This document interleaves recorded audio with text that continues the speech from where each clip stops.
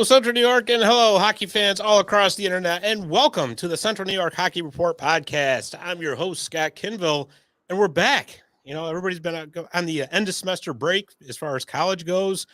You know, high schools have been on break. Well, we've sort of been on break. We didn't have a show last week, so we're back this week. But that's Christmas and New Year's. Come on. Well, yeah, but you know what, though? I mean, listen, podcasts never sleep. Yeah, they don't. I stole something from Wall Street. You ever seen that movie? No. You've never seen that movie? Yeah. It's a classic. I have seen it, but I don't Gordon remember. Gekko? Yeah, You know, don't give me the Hollywood names. It doesn't work for me. No. I'll tell you what. Here's a really good Hollywood name. That's Dave the Save Warner for everybody who doesn't know. Yeah, they do. How are you? I put there I am somewhere. See, the hat. Yeah. Yeah, it's not working for me here. Well, I'll get you a new one. All right. I suppose I'd give you something anyway. Yeah. Besides headaches. All right. And Jordy's supposed to be joining us. We don't know. He's probably having technical issues again. He was. The common flock flew away, but that's okay because our guest this week is going to really help us unravel this college hockey season second half coming up here in Central New York. Before I bring him in, though, he's been hard at work with a brand new full 60, and I want to show a clip from that because it's probably the best one I've seen yet. And so.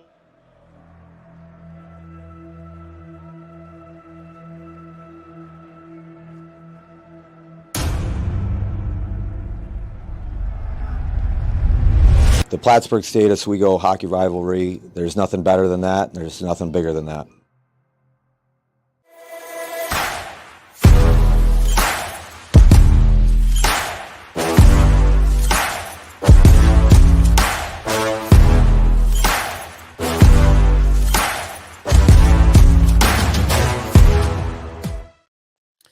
There it is. And he was smiling through the whole thing, too. Well, I would be, too, if I made an awesome video like that. The host of the Full 60, the host of the D3 Hockey News podcast, the walking encyclopedia of Division III hockey, the one, the only, Mr. Chris Sugar. How are you, pal? Well, I appreciate the intro. I'm doing all right. And I was smiling just because I just kind of laugh at some things when it's just replaying. I don't know. Like you had it. It's a good intro, but it was mainly like, you know, you have the earbuds, it sounded very good, and like you're introing me, so it's just kind of funny, like there. Oh yeah, we're like peanut butter and jelly around here. We just go together. Yeah. There you go. Oh man, so you've been busy despite a little bit of a college hockey break, you know. So you got a new podcast out right now. I believe the head coach of the Manhattanville women's hockey team, correct? Yes, that's the one that's out now. And after we finish this up, I have one with Wisconsin Superior. So there's, you know, we're keeping it rolling. See, Dave, I told you, podcasts never sleep. Yeah, I know. Oh, don't tell me about that. I've done since our last one, probably 3. I know, right? Yeah. So, man. So tell us about this episode of the Full 60, because like I said, you've got a few episodes out now, and that to me was the best one you've done so far. A big rivalry game, suffice to say. Yeah, that was the best one by far. I mean, in terms of content, it was just because again, thanks to Coach Moffitt of Plattsburgh, he let us kind of like go in the locker room, get clips with that, get an interview with him before the game, which obviously, you know, time is scarce. So he let us do that, which was great. It was everything. They made it as easy as possible, except getting up there. It's just a pain. Driving up there, it's, you know, you get up past Canton and Potsdam, and then you get into the middle of nowhere, you get, you know, black ice, and it just gets kind of annoying. But no, it was the best. I mean, the Final Four, I think Adrian and UNE was the best game by a mile, and I don't think that's ever going to be beaten, the 8-7 overtime win that Adrian had. But yeah, I mean, I think especially just with logistically, this one, it was the easiest to do just because we were, again, like press box, it's a perfect view up there. So you're dead center ice. It's very bright in there. So it sometimes looks kind of dark on the stream, which it's not. It's very bright. So the lighting was very good. John had a good camera angle the whole game. We were able to, like we wanted to, based off of suggestions and just what we wanted to do from the start, give more of an inside look and be able to do more like the interviews, you know, show the locker room shots and just show around the rink. And so and again, for a game like that, Oswego and Plattsburgh, it doesn't hurt either. So yeah, I mean, we would agree. We thought it was the best, and it's doing good. And yeah, we're happy with the response to it. It was a fun weekend. Yeah, absolutely. As well you should be, because like I said, it was awesome. Well, one of the teams featured in that was the Oswego State Lakers men's team. And of course, they are right here in our Central New York wheelhouse, right by you as you hail from nearby. So anyways, let's talk about them for a second. So they just had the Oswego State, it was the Hockey Classic, I believe, up there, correct? Last weekend? Yes, they call Okay. it's like the Clarendon or whatever it used I to be. couldn't remember who the sponsor was. That I've was been it. calling it the Pathfinder Hockey Yeah. Classic because that's what it was called for the first I don't know how many years. So I just rolled that. Yeah, yeah. So, anyways, they're 8-6-1 overall. They're 6-2 or 6-2 in the SUNYAC. This has been a real roller coaster ride for the Lakers this season. They got 6 games played against ranked opponents already. They're 3-3 in those games, including 2 wins against number 1 teams. As a matter of fact, they beat Plattsburgh in that full 60 episode there when Plattsburgh was number 1. However, the tournament didn't go as expected. Concordia came in and beat them in the first game. It was 8-5, I believe. And then there was the next game was against Cortland, which ended up going to the shootout. Yeah, Oswego, and again, people have this idea that I have my opinions on them. I have my opinions on many teams, but they're the most inconsistent team in Division III hockey, and they're also the most entertaining because you don't know what you're going to get. I mean, again, they make any game entertaining. There's really not a boring game with them because you don't know what's going to occur.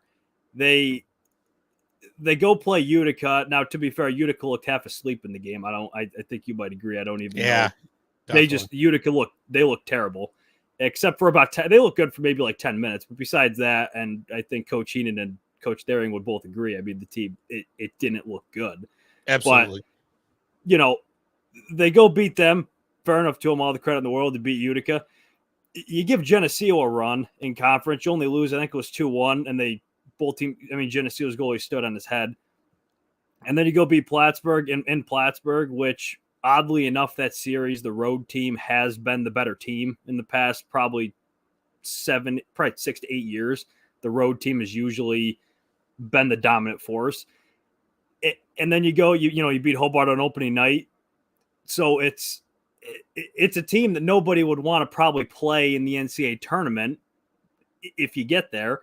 That's a whole nother thing. But yeah, I mean, the Concordia game, I don't know if you paid much attention or if anybody else did, but it was 8-5.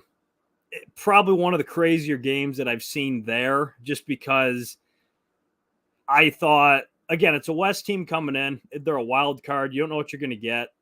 Their record was 3-8, I think. It means nothing. It just doesn't. It's like St. John's going into Utica, I think, with like 2-6, Sure. or like 2, whatever it was. It's a West team. You don't know anything about them. Everybody in the city of Oswego, if they told you they knew who they were lying because they didn't. That's how it was. And they played. Concordia just bullied them at the end of the day, like a lot of West teams do to East teams. The first initial time they'll play them, they just bullied them around the ice, and goaltending was Oswego. You could tell was 100 times more skilled, and that's no offense to Concordia. It's just it's factual. It's the fact, right? They were way more skilled. Concordia had nothing. They couldn't compete on that level in terms of just pure skill, but they just outbodied them. They were hammering them into the boards. They committed some penalties that I think they weren't used to, as which typically tends to happen is some West teams. If you're playing out East, you're going to get called for some penalties that you may not think, that you're not used to just because it's played differently. And they were called for a 5-minute major early in the game that I believe, they were down. I think they gave up a power play goal on it. Then they tied it up with a shorthanded goal. I forget because the Concordia had 3 shorthanded goals in the game, which is a whole nother story. But yeah, that's another exciting aspect of Oswego. I mean, the power play might feature 2 goals in it, even on a minor, because against Elmira, I believe they gave up 2 in the game in Utica. Against Concordia, they give up 3 shorthanded goals, and it's like, Concordia goes 2. I think Concordia had 2 power play goals, and then you add 3 shorthanded. Sure, it's like special teams make the difference. What the that I've never seen an Oswego power play be that bad, just as a season overall. Like how I can't remember I'd love to know if they ever gave up 3 before, shorthanded goals, Right. or even multiple, and it's crazy. Yeah, I mean, and that's just saying you almost feel like the Twilight Zone music should be playing because it's truly like what is happening here. But looking at the standing, or I'm sorry, the statistics. Obviously, the offense for Oswego runs through Shane Bull and Tyler Flack. There's no doubt about that. Oh. Flack's got 11 goals. Bull's got 26 points. He's got 8 power play goals. So when those two get rolling, Oswego's a very difficult team to beat. Looking at the second half of their schedule, not quite as loaded as the first half, but they still do have a few tough games coming up. Geneseo comes to town on February 3rd. Geneseo is ranked 6th right now. And then, of course, Plattsburgh comes in a week later on February 10th. They still got to play Cortland again. Do they go to Geneseo? No, according to the schedule, Geneseo is coming to Oswego. So, unless I just read that wrong when I was transcribing everything, which is very possible. But if you look, I got all kinds of handwritten notes here. So look at the frown on Chris's face. Yeah, no, I'm just saying because it threw me off. I was snickering at me. No, it just threw me off. No, it's got to be an away game because they already played in the Swim okay? In the year. Well, like I said, I was just handwriting everything down. No, you're fine. It just threw me off for a second. I'm like, hold up, my thing. Yeah, right. But you know what though, in looking at this remaining schedule with having Plattsburgh and Cortland at the end of the season, now if you put in 2 good games against them, get some momentum going into the SUNYAC tournament, you don't know what could happen. Well, the problem is that hasn't been the issue. The problem has been the games they should win, which they have plenty of them in the second half. That's right. The issue. So, I mean, you can have it's great that you don't have a loaded schedule, but the issue is you've been better with the loaded schedule than you have against the teams that you should be. A 3-8 Concordia team, I don't care if it's a West team or an East team, you should beat them. Like a St. John's team, you should probably beat them with the skill level you have. You shouldn't lose 14-4 to Elmira in 2 games. Right. It's like, there's truth to that, so I think, and also another fun fact, this is kind of a wild card just logistically. They play at 11 a.m. this Tuesday against Nazareth in Oswego. You know what? Colgate women are doing that on Tuesday too. It's the kids game. They're playing Utica. Getting the high school kids all into the game. I think Utica's doing that as well. Oh, that is Utica. I love that. The Utica women with Chatham. I think February. Yeah, sometime might be end of January. Sometime then. Beginning of February. Yeah. Yeah. Yep. So they're doing that. So I mean, an 11 a.m. game. I think obviously you have the advantage playing at home. You don't have to leave. Whatever time, but sure. Just knowing they're college kids at the end of the day, it's 11 a.m. for a hockey game. You're going to be up. So anything can really happen there. The building won't have anybody in it. Everybody's working in general. So besides, the schools and whatnot, but for what they're used to. So that game kind of go however, but no, they should do fine in the second half. But then again, if you look at how they've done thus far against some teams, you're like, well, it wouldn't shock me if they lose 3 or 4 of them, 5, just because how it's gone. Again, if they play to their potential, they should only lose 1 or 2. That's just a fact. Sure. Oh, absolutely. Well, it's like you said, never a dull moment. That's for sure. No, they're arguably the most entertaining team to watch in D3, and they're also, for the record, the best 8-6-1 Division III team of all time. There's no 8-6-1 team that's better. For sure. We had mentioned that Utica game. That was December 9th. We were both up there to watch that. And I'll tell you, what a beautiful facility up there in Oswego, too. Definitely a shout out to them because it is really awesome up there. So we'll use that to segue right over to the Pioneers. So the Pioneers, they're ranked 7th right now. The new poll has yet to come out. The game against Oswego was their last game before the end of semester break. Like you said, I think we can all agree that Utica certainly didn't play their best game. Oswego did play very good. They had a very heavy forecheck that game, which was very noticeable. But overall, the Pioneers this season are 6-2-3. Let me see. Where did I write it down? Lost my train of thought. Anyways, they're 6-2-3, right? They're undefeated in the UCHC at 5-0-1.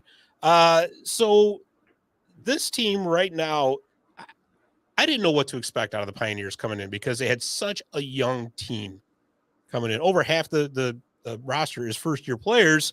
Definitely some flashes of brilliance for sure against, like Adrian for starters. It was a great way to start the season. A couple of times, like Stevenson gave him some problems. Obviously, Oswego beat him. And then, of course, Elmira beat him in the Thanksgiving showcase. But overall, Chris, I kind of think that they're right about where they should be. Yeah, I mean, I think I think for them the schedule played to their advantage. I think it's good that they had Adrian first and Stevenson first, because the way Stevenson's playing now, I think it could go differently if they played, now or in the next couple weeks. Just because I think they're one of those teams that they're not a flashy brand, and they're not somebody that everybody thinks of or realizes, but they're always very good. Even if their record isn't great, they're always a pain, and they have been with Utica. And so I think Stevenson, I think the UCHC, the playoffs will be interesting. I think Stevenson could, they could possibly pull a UNE. Who knows? But I think Utica, they should have kind of smooth sailing the rest of the way in the UCHC, except I'd say just watch out for Alvernia. I don't know. Yeah. There's something with Alvernia with the way they play. They're very physical. Some may say not in a good way, but whatever the case is, I think Alvernia, I think they could give it a close one like they did last year. I think they're leading like 1-0 with it going into the final period. So who knows? Yeah, I mean, and obviously the end of semester break couldn't have come at a better time for Utica. They were 1-2-1 in their last 4 games. But in looking ahead to the schedule for the second half, it's all UCHC games. 9 of them are at home, 5 are on the road. So like you said, it looks pretty good for Utica for the remainder of the season. But again, in those type of situations, you really got to watch out for the upset. But I mean, it's pretty notable, like I said, with these younger players. Yeah, like Michael Herrera, who's got 5 goals. Aiden Hughes got 5 goals, tied for the team lead. Aiden Hughes is also tied for the team lead in points at 11. Brian Scoville, the captain, the defenseman there, he has really stepped up in the place of guys like Justin Allen and Jason Dobey, Connor Fedoruk, who they all lost to graduation. So, like I said, so far, so good for the Pioneers. Ethan Roberts has been a big addition for the team coming in from D1 St. Thomas. He's 5-2-3 with a 1.89 GAA and a 930 save percentage. So, again, the only thing I really worry about with Utica is with the UCHC schedule being what it is, kind of the same thing that's happened over and over again for the past couple of seasons where, you have that easy second half and then you get to the NCAAs and all of a sudden the competition ramps right back up again.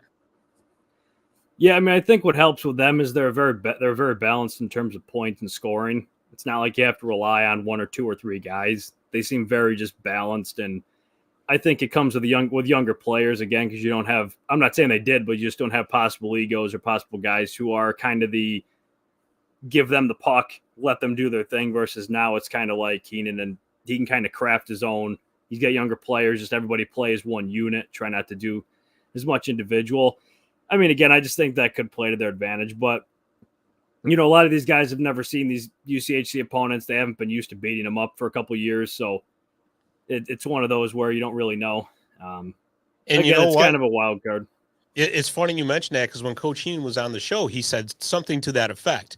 That's actually an advantage of having the younger players on the team because when you have a veteran-heavy team and you've just been, let's just be honest here, beating the crap out of some of these teams for 4 years, you almost like go into cruise control, and that can really hurt a team going into a tournament like the NCAAs. But with these young kids, they've never seen these players before. They've never seen these teams. So it's going to be, a stay hungry throughout the whole thing for them. So, yeah, I think that could really work out insofar as that goes. You know what? Let's switch over to Hamilton College because some people get really upset when you say they're a crosstown rival because technically they're not. They're in Clinton, which is a few miles away from Utica. But anyways, a regional rival, suffice to say. But the Hamilton College men are 8-2-0 this season. They're 4-1-0 in the NESCAC. Chris, they've been really impressive this year. They've got 2 wins over number 14 Trine already. They've lost once to Trine, but that was a 4-3 overtime game. This all happened this past weekend. You know what? They had the number 2 ranked recruit class, according to neutralzone.net, going into this season for Division III, and it's starting to pay off. What do you think here? I mean, you got to figure if they keep this pace up, they got to get some respect in the polls, no? I think being in the NESCAC, they'll have to wait a little bit just because I think after this weekend they could, because they'll have enough games where people might start to look at it and be like, oh, okay, let's vote them in. Trine's an interesting one. I mean, again, a West team, I would rate them heavier than I would another one. So those are two very good wins. I mean, you don't know who. It's hard to tell who Trine is on the Western scale because they've played good teams, but they've played a lot out east as of late. So their schedule's kind of weird. It's almost been sort of 50-50. Right? They might even have more games out east than they have out west. I mean, because they played 2 against Fredonia. They had the Canton tournament, and then, or Potsdam, whoever it was, there. And then it was Potsdam, Canton, and Trine and Hamilton. Yeah. Yep. And then you've had Hamilton, twice on their own minus the tournament. So, Sure. It's kind of weird when you see them, but no, I mean, those are 2 good wins. The NESCAC, everybody beats each other up. So if they can get out of there, I mean, they're off to a good start now in the NESCAC. So clearly they've got something. So yeah, I mean, they're off to a good start, and I think the only loss is to Trinity in the NESCAC, which, yes, not expected, but it's usually that team that, that's expected to come out of there. So yeah, and also, I mean, Trinity, that's another one. They have the opportunity to have a home Final Four, so there's always that up for bid. Yeah, right. Always a little bit of an extra motivator, when you can play your own Final Four at home, that's for sure. I actually covered the Saturday game there at Trine, or against Trine last Saturday, and I can tell you, you talk about the Western game being physical. That game was physical. You could definitely tell that these were 2 teams that were just sick and tired of seeing each other because there was definitely not some pleasantries exchange in that game. It is weird seeing. I like knowing the last time that was when you had a crossover team play 3 times in one regular season. Just because it's kind of weird that they were both in the same tournament, and then they already scheduled, and then Trine already was scheduled to go play Hamilton. So I think that's kind of cool. I mean, I think you don't really see that, but again, I like crossover games. I mean, you're seeing it more. And, obviously budgets have to fall in place, but it's always good to see it. Yeah, you got to imagine that the Western teams have got to budget a lot more for travel than the Eastern teams do. But just to close out with Hamilton College, Charlie Archer, their goaltender, has been lights out. He is 6-1-0 on the season. He's got a 0.86 goals against average, 971 save percentage, and 3 shutouts. So I think that's a big part of their success right there, is definitely being able to keep the puck out of the net with Charlie Archer in there. Yeah, but it's 7 other. I see this in 7 of their 10 games. They've given up 1 goal or less, so it's kind of a good recipe if you're gonna plan on winning. So yeah, it really helps when you keep the puck out of the net like that. Yeah. That's for sure. All right, well, let's finish up the men here. Let's touch on Morrisville for just a second. Morrisville is having a tough season. You really got to feel for them. They're 3-11-0 overall with a 1-7-0 mark in the SUNYAC. Not a lot going right for them, but you look at the schedule for the second half of the season. They still got some tough games to play too. They got to go to Plattsburgh. They got to play Cortland. They got Oswego, and they've got Geneseo towards the end of the season. So, quick observations on the Morrisville Mustangs. I think you kind of said it best. I don't, to put it politely, they're not exactly having an ideal season. You got the win over Potsdam, and then Canton, who's also, I'm surprised by that. I mean, Canton's having a real bad year. And then MCLA, that's kind of expected. It's a new program. Maybe they'll take a couple in the second half. I mean, they have Canton again. Maybe they could take that one. They got Potsdam. They already got them once. Western New England, that's kind of a sneaky game. WNE's pretty good. Albertus is having a decent year, so I don't know if they take that one. So you're going to need to see a radical turnaround if they I would say they're likely the most wins they'll get is probably 6 or 7. Yeah. Now refresh my memory with the way they've been going now. Right. Now refresh my memory. Not all the teams make the tournament in the SUNYAC. Is that correct? Or the bottom 3 don't, and then the top 2. The 3 through 6 they play on Wednesday of the quarterfinal week, and then, or I should say, the semifinal week. They play on Wednesday. Then they go to the number 1 seed gets the bottom seed, and we're the lowest remaining seed. And then the second seed gets the highest seed. They play, and then they have the championship the following week. Yeah. So, I mean, hey, you know what? If you get a few breaks here in the second half, turn it on, maybe you sneak into the SUNYAC tournament. But, let's see. Let's hope they can turn it around a little bit because you don't want to see them, going with the record like that. So why don't we do this? Let's take a quick commercial break. And then when we come back, we're going to cover the women's end of Division III hockey and the Colgate Raiders right here when we come back. Visit My Little Falls and stay connected with the latest news, information, and events in the city and the area. Our mission is to generate interest in the community and connect residents in a more meaningful way by facilitating deeper conversations about how these stories will shape the future of the Mohawk Valley.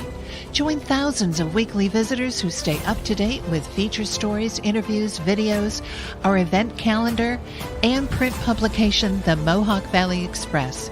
It's about timely local news for the community, keeping citizens informed about important issues, telling about the people who live and work here, and giving locally owned businesses the opportunity to reach a very targeted audience of locals and tourists alike. It's a whole new form of media-rich content developed specifically for today's mobile lifestyle and listeners. You can download our iOS app in the iTunes Store, listen to our podcast, or sign up for our weekly email newsletter. Stop by today. You'll be glad you did.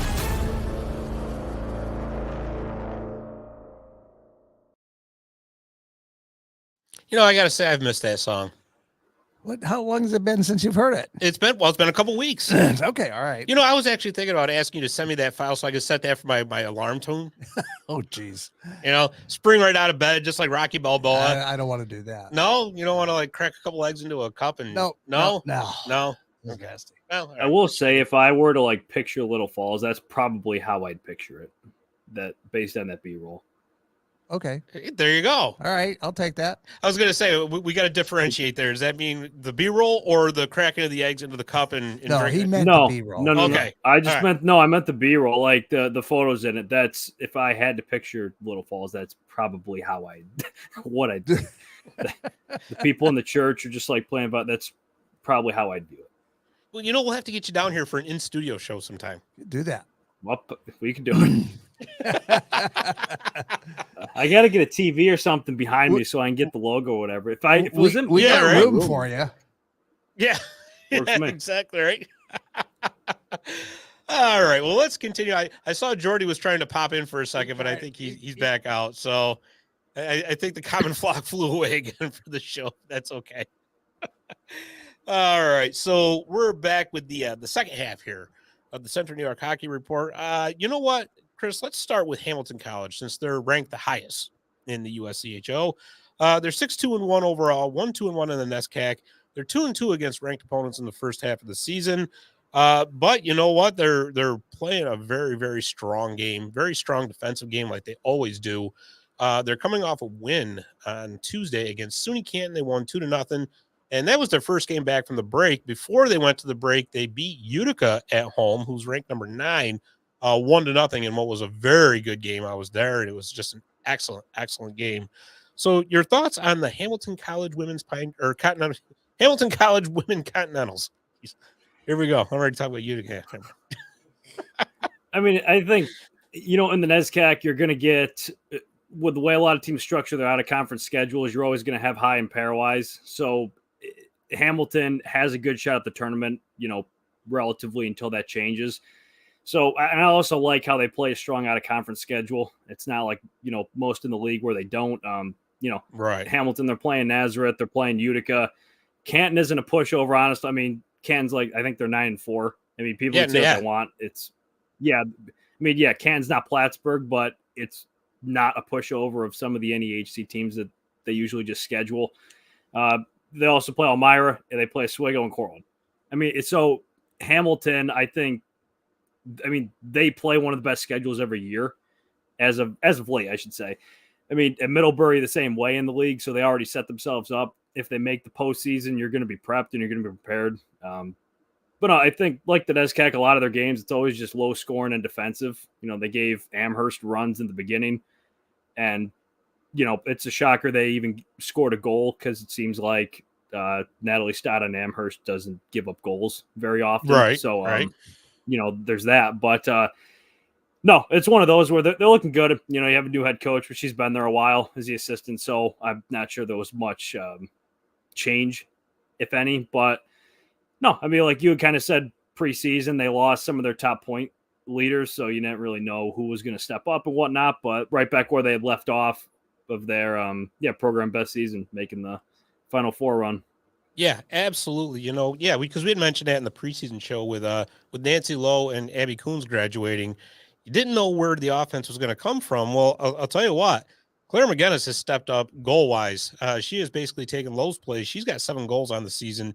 And from the blue line, Sammy Quackenbush has 8 assists. So she stepped right into that Abby Coons role. So it's almost like it's kind of weird to say nothing changed, but nothing changed because you're just basically replacing the roles with faces, right? And it's interesting to note that Abby Coons is actually an assistant coach there now. I noticed that when I was looking at the roster. I'm like, oh, no kidding. Yeah. So that's pretty cool. But I had to take a second peek. I had to take a second look at that. At the last name you said, Quackenbush. That's quite the name. Yeah. Yeah. Well, that's no,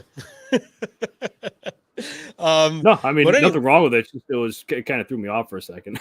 Like, is that what I think he just said? Yeah, no. Yeah, I know, especially around me, you gotta watch me at all times because I could screw anything up. Everybody knows that. So yeah, there it is. He was waiting all day for that. I don't get much chance. Yeah. Yeah, there's not much joy. It's gotta come from there. I could have a little bit. But Chris, looking at that second half of the schedule, like you said, Hamilton never plays an easy schedule, and it doesn't get any easier in the second half. So this weekend they go to Colby for 2 games. Colby is ranked 11th. And then they go to Elmira January 9th. Elmira's 12th. So you're looking at 3 games against ranked teams in less than a week, right? And then looking further down the schedule, they play Cortland at home on January 23rd. Cortland's ranked 15th. And then, of course, they close the season out with a NESCAC rivalry at Middlebury, February 16th and 17th. Middlebury is 4th. So, there's no rest for the wicked, as they say, as far as Hamilton goes. But, I actually think that they prefer to play a tough schedule like that. Yeah, and I mean, I think you should. Like, I think this weekend with Colby, I think it'll show more about Colby than it does about Hamilton. I mean, Hamilton's been tested and they've done what they've done. I think Colby's the one who you never really know. Like, again, Colby's playing a full schedule this year, which is good. Last year they didn't, which was unfortunate, but they are this year, which is good, as always. And so, yeah, I mean, I think Hamilton and Colby should be, the classic low-scoring NESCAC game, probably split the series or maybe one will win and then there'll be a tie. A sweep by either would be impressive just because the way they usually always play.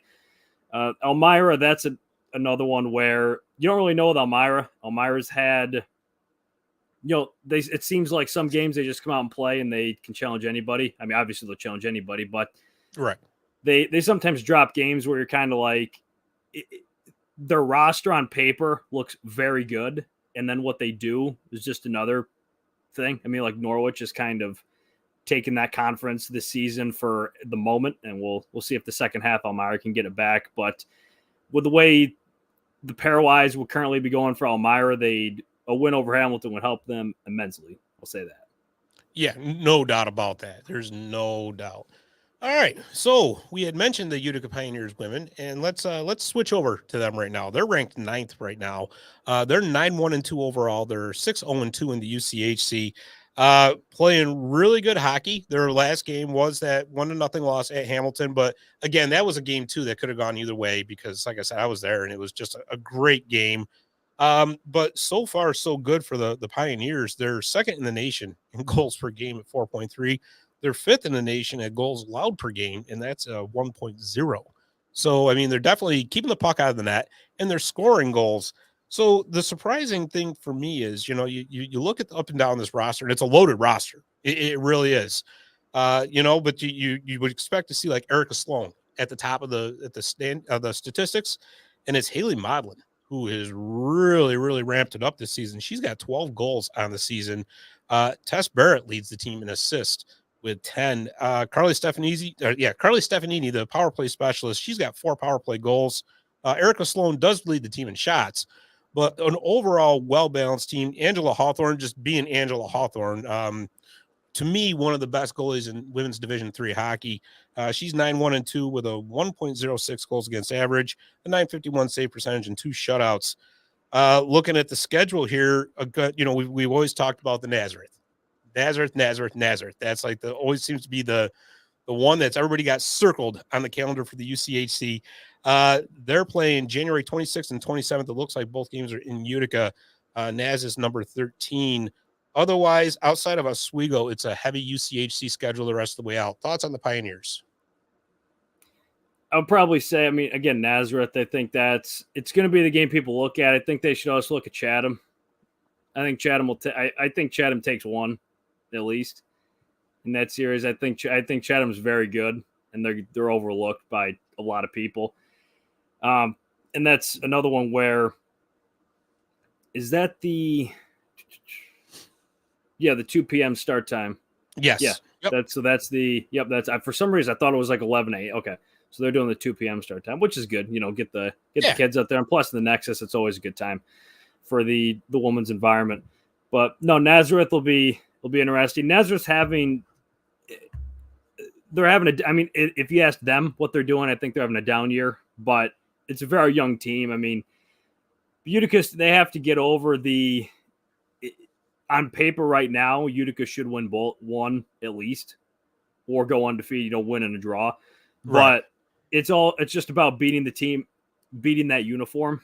And, when you keep losing to the same uniform each time, you just got to break through, and you got to, it's almost like just get one.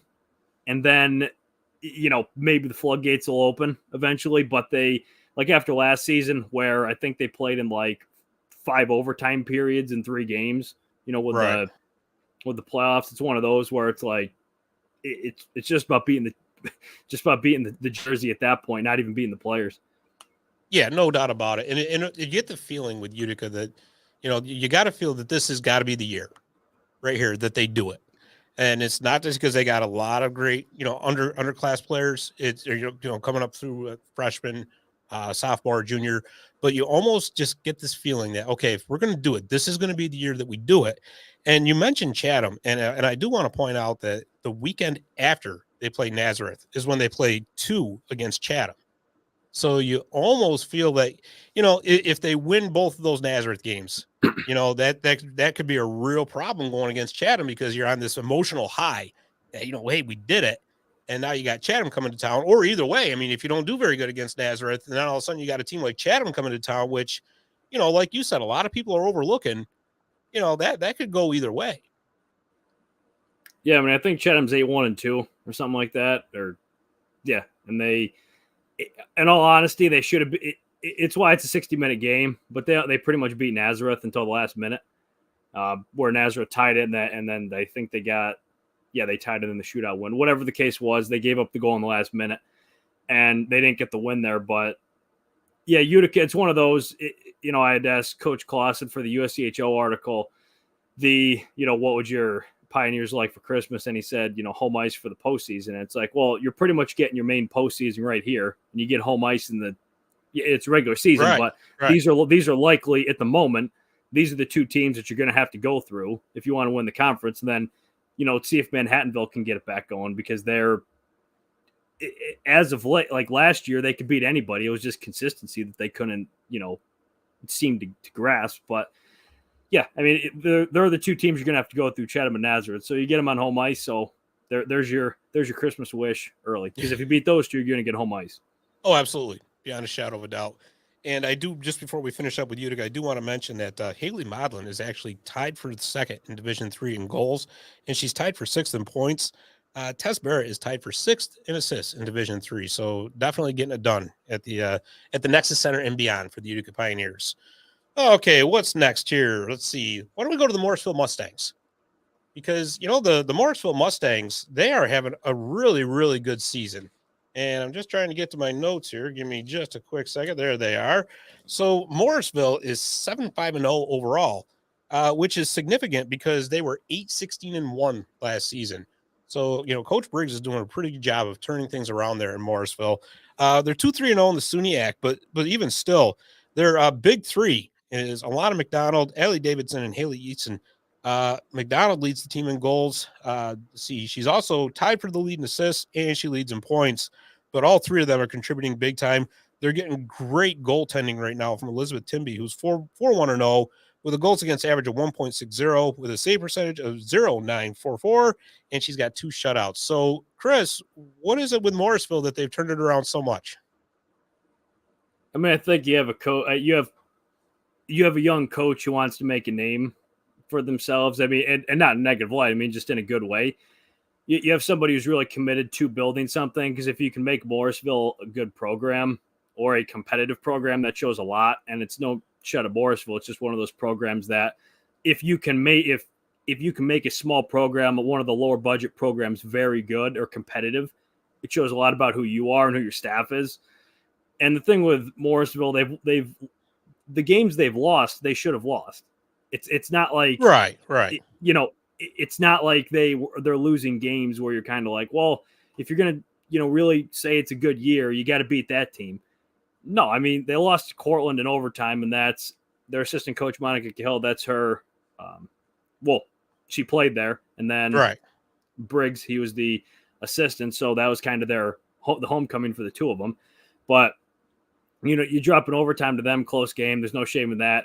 It's Cortland, and I believe they only had like 12 healthy players as of like middle of October or beginning of October. So, we didn't know if they'd have a roster for that one, but no, I mean, you lose to Cortland by 2-1 OT, you lose to Oswego, you lose to Plattsburgh, lose to Hamilton and Colby. I mean, I don't know what you expected them to do. Now you personally, but just, I don't know what somebody would expect, but those are the games they should lose at the stage they're at. But the teams they beat are teams that either would have been a competitive game last season or they would have lost.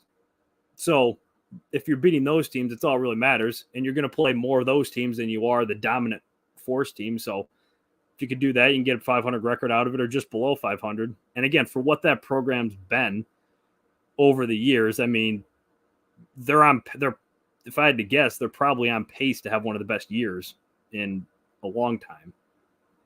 I would imagine so. I think that's fair to say. But, in looking at the second half schedule, they're certainly going to get challenged. Coming up tomorrow, well, we're recording on Thursday, so tomorrow being Friday, they've got SUNY Canton, who they're going to play 2 more times after that for a total of 3. And then after the first SUNY Canton game, they're at Plattsburgh the following weekend. And then they play Cortland twice the weekend after that. And they've also got Oswego twice coming up. So definitely a tough second half. But again, these are those, I don't want to say character building, but certainly pairwise rankings type of thing. And if they can put together string some wins together, certainly going to make some noise. And, they could maybe end up in the NCAA tournament. Things go right. Yeah. I mean, with Morrisville, might as well correct myself here. I didn't realize they were quite the team with Melissa Lamata with at the helm when they were going 26-1 in 16-17. So there you go. Right. It's been a while. Though. I mean, it's weird to say that was a long time ago. It's been a little bit, but I mean, they went 20 wins, 6 losses, 20 wins, 6 losses, 1 tie, then 17-8-3, then 16-9-2, and then they kind of had the little downfall. But I mean, no, they actually had quite the team as a young program. Their overall program records, I don't think many people would realize this, 96, 87, and 12. So, yeah, there you go. It's a little fun fact. Yeah, but still, I mean, looking at recent history, though, when you said there was a little bit of a fall there, it's really nice to see them turning things around. Yep, no, 100%. And they're, and again, like with the SUNYAC on the women's side, you get those teams 3 times. So maybe they could steal one from Canton. Maybe they can steal one from Cortland. I mean, again, you can, or even Oswego. I mean, so there's winnable games there. And then I think Plattsburgh's a stretch, but, you never know. But yeah, in terms of Cortland, Oswego, and maybe Canton, like I said, maybe you steal a game from them and, you can make it a good season. Yeah, and I mean, and if anything, it's got to be a great building block going into next season as well. So, and you also have to. I will point out a stat that not many may think of. You do have to think of the effect that having the D3 Hockey News sticker on their helmets on their rebuilding season. So I think that's an element that we might not realize. I've had a pretty good record with goalies here. I'm just going to point that out. I was just going to say Elmira's doing pretty good right now. Yeah, Kyle Curtin, yeah. And so what are you trying to say, Chris? If you've got the D3 sticker, you have arrived. Is that what we're saying here? I'm not saying you've arrived. I'm just saying it could potentially benefit you. If you watch the full 60 videos, Matt Petizian said it really made him feel mentally calm in net when he was making the save. So you heard it from the source, All-American. So I just, it's turned out to be factual to my benefit. Maybe you ought to go into advertising. Maybe. Maybe. It's been beneficial. And there you go. And it's Dave's "The More You Know" music, because that's all I can think of every time I hear it. Remember that from the 80s? The more you know. Yeah. All right. All right. Well, let's finish up the women's end of things with Oswego.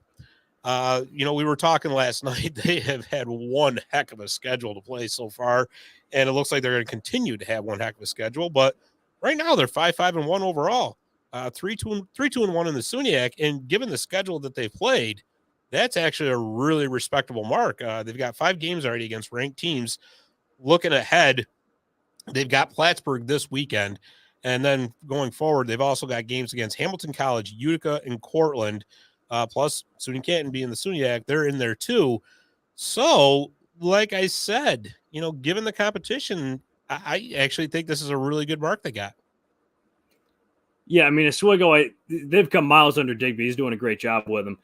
Now that he's kind of really fully gotten his players, really, got himself in the role.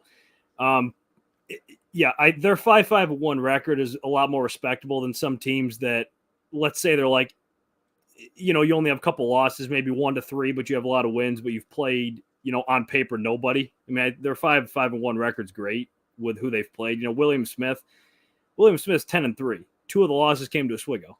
So, I mean, in reality, you're looking at a 10-1 team if Oswego doesn't happen. And, you only lose to Plattsburgh 3-1. Plattsburgh is Plattsburgh. Their only losses or blemishes, I should say, on the schedule are Norwich. Canton won. I was kind of surprised by the Canton loss. I figured they'd beat Canton, but Canton got them 1-0. You tie Cortland, but all these games are on the road. I mean, they start off their season. If you start off with William Smith, they went away, home, away, away, away, away, home, away, away, away, away. And now you get 2 home. Now your welcome home is 2 games with Plattsburgh. So it's kind of like, well, welcome home. Now you get arguably the best team in the country, or top 3 team in the country, because River Falls isn't being touched at the moment. Then you get Hamilton in a couple weeks, and you get Utica and Cortland again twice. It's like, it's a great schedule. I mean, it sets you up if you can get out of the SUNYAC, it sets you up great. The only issue is getting out of the SUNYAC with teams like that, but because their pairwise is gone. It's just if you can get out of the SUNYAC, that's, you've played everybody there is to play with your resources.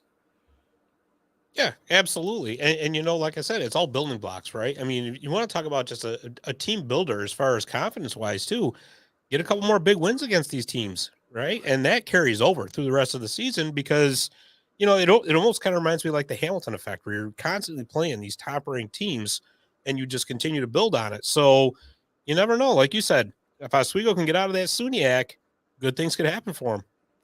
Yeah, and like the thing with them is all their games, they've had some of the closest games.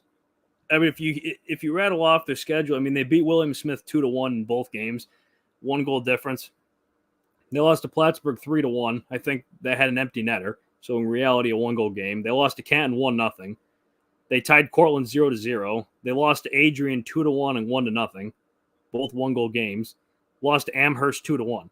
I mean, yeah. So pretty much every game, if you don't count empty netters, in their wins and losses has been decided by 1 goal minus, I think, only 2 games. They beat Morrisville 5-1. They beat Buffalo State 9-0. Every other game besides that I believe, has been a 1-goal game if you don't count an empty netter, which is quite, it's kind of just surprising to see. Yeah. Well, I mean, and that's one of those, one bounce either way, and things could have gone the other way. So, yeah, for sure. I mean, like I said, it's good on them to have the mark that they've got, given that the competition that they've played.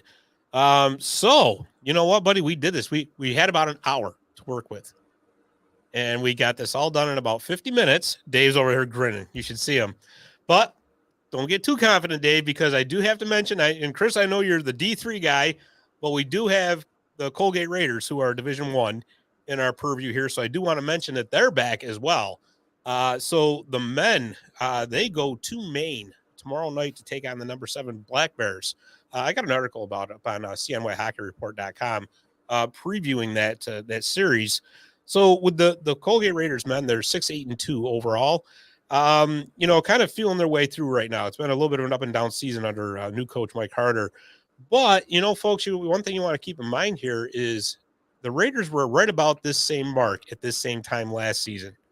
And what happened? They got hot in the second half. They went up to the ECAC tournament. They won it, and they ended up in the NCAAs. So you never know what could happen. Looking at their schedule ahead, after Maine, they've got LIU after that, and then after that, it's all an ECAC schedule. So, and that's where your bread and butter is. You win your conference games, you get a good seeding in the tournament, and you never know what could happen. Now, the women, they were back in action last weekend. They won the battle at the Burgh. I love that tournament name. It's so cool. They won the whole thing, and they did it in convincing fashion too. The Raiders are definitely back, so they're 4th in the country. They're number 2 in the nation in goals scored per game, number 4 in goals allowed. They got the best power play in the country, number 4 on the penalty kill. They have got a loaded roster up and down, but they've also got a very, very tough second half coming up here. So they got 15 games in the second half of their season. Chris, 9 of them are against ranked teams. Starting this weekend, by the way, they're home for number 10 St. Lawrence, and then Saturday afternoon they take on number 5 Clarkson. So we were talking about earlier with teams playing tough schedules. This is the Division I version of it right here, because there is just in the ECAC is just a loaded conference. So really the winner of that has definitely got an inside track to the national championship.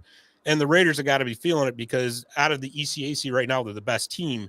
They've got, I think, like 5 in the top 15 scorers of the country. Just everywhere up and down the board, you're going to see Colgate Raiders. So this is another one of those teams like we were talking about with Utica. They got to be feeling this is going to be the year we're going to do it. So, best of luck to Coach Fargo's team. I'm actually going to be out there tomorrow night covering the Colgate St. Lawrence game. So check our Twitter or X. Sorry, Dave, don't get upset. X. Sorry. I was coming after you. Yep. I corrected myself at CNY Hockey Report. We'll also put it up on our Instagram and Facebook too. But yeah, so Chris, if you'd like, I could give my one Division I spiel that I do have. Ooh, yeah, let's hear it. The only team that the Yukon Huskies, the women's team is doing very good this season. They're 11-4-1. They have number 2. You're talking about ranked teams. They have number 2 Minnesota this weekend. In Minnesota, they got back-to-back games. So see if they can get out of there with a win. I think that'd probably be the biggest win for the program, because they've just kind of come on as late. The men's team should be embarrassed. After coming off of their best season pretty much as a program, they're now 8-9-1. The new home rink, I don't know what the designers were thinking when you made it 2,600 seats or whatever that is, because that's a joke, but that's for another day. The men currently, they've had it pretty rough. They have Massachusetts. That's the big rival in football, which, rate that football team as you want. It's, hardly D1, but whatever the case is. We now have UMass. If you can beat UMass, you can lose every other game. That's fine. Just beat UMass. Then you got Maine. It's always a tough game next weekend, and I do like how they're on ESPN Plus now, so I can actually watch that. So that's the good benefit of ESPN Plus. So there's my D1 spiel. UConn, the women's team, keep doing what you're doing. The men's team, you're embarrassing the state of Connecticut. You're so right about ESPN Plus, so I love it because all the ECAC games are on there. It's absolutely awesome. And ironically, I forgot you were a UConn fan. The Colgate men opened their season against UConn this year, So yes, which I'm actually kind of annoyed I couldn't get down there because I should have gotten down there for a game. I got to see him last year play Union when they, last year, I think at the time that was the start of their run when they got, I think, ranked in the top 5, I think, or top 7. And they beat Union in overtime in the XL Center. So that was actually my first game seeing them, but I'm annoyed that I didn't get down to Colgate. So maybe next year. Next time. Yeah, next time for sure. Next time. I got some pictures I can send you too. So it's all good. Oh, there you go.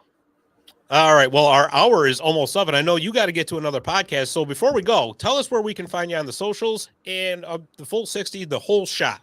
Let us know. It's all under the same name. The original D3 Hockey News, very straight to the point, as I always say. It was a good name when I picked it back in the day. D with 3 I's, and then Hockey News. As I said, there's not much you can. If you just type in D3 News, I'm pretty sure it pops up on Google. So it was a pretty good name.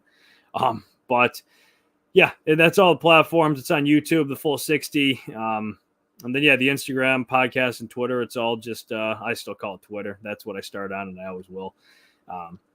D3 Hockey News, and there you go. It's 10 away from 10K, so it might be 9 now. So I'm just waiting for 9 more people to click. Give them a follow. We'll be all good. Yeah, I'm just waiting for that. So give them a follow. Even though you just made Dave have his grumpy face by saying Twitter, that's okay. Well, it's what I still. That's what I started on, and I can't switch it. Yeah, right. I can't switch it.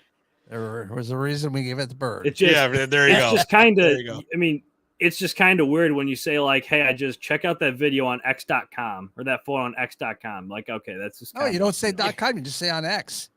Yeah, that's You almost feel like you're going to a site you shouldn't be going to or something. That's my point. Like, funny enough, because you bring that up, I sent a video. It was one of my tweets. It was one of my tweets or something to my mother. I sent it. I texted it to my mother, and it just said X. And she was like, and you can probably imagine the initials, and then I had to tell her. So, yeah, this was because again, she doesn't keep up on what the change or anything. She just sees X.com, and that's what her mind jumped to. So, yeah, there you go. We'll see. I'm sure she's not the Mom, first. get your mind out of the gutter. Yeah. I'm sure she's not the first. When you see, especially like Android, because you don't see the preview. All you see is like the literal URL. So even better. Right. Exactly. All right. Well, Chris, thank you as always. Every time we ask you to come on, you're always coming on, and it's always a great time every time you're here. So thank you for imparting all of your D3 hockey knowledge. We really appreciate it. It's all good. All right. So for Dave the Save Warner, I'm Scott Kimball. Thanks for listening, and we will see you next week on the Central New York Hockey Report podcast.